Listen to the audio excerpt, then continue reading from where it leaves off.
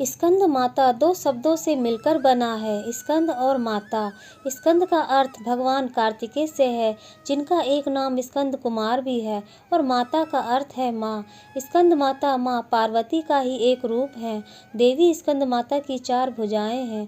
एक हाथ में माँ ने स्कंद कुमार कार्तिकेय को गोद में पकड़े हुए हैं, दूसरी और तीसरी भुजा में कमल का पुष्प धारण किए हुए हैं, और चौथी भुजा में माता वर मुद्रा में है।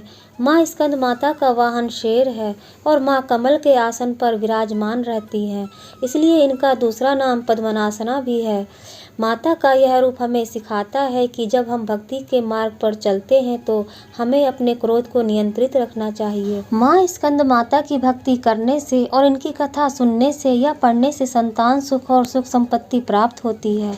माँ को नीला रंग बेहद पसंद है, तो इस दिन माँ का आसन भी नीले रंग का होना चाहिए और उन्हें वस्त्र भी नीले रंग का ही अर्पित करें।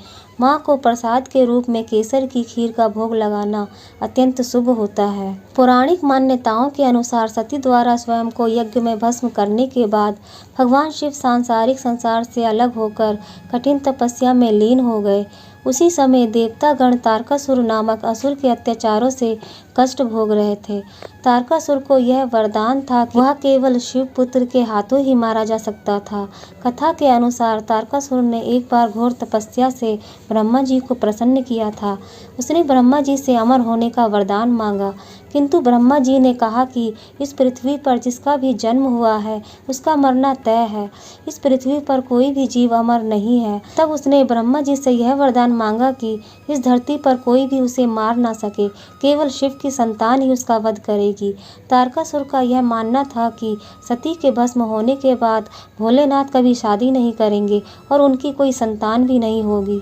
सभी देवताओं की ओर से महर्षि नारद पार्वती जी के पास जाते हैं और उनसे तपस्या करके भगवान शिव को पति के रूप में प्राप्त करने के लिए आग्रह करते हैं। हजारों सालों की तपस्या के बाद भगवान शिव माता पार्वती से विवाह करते हैं।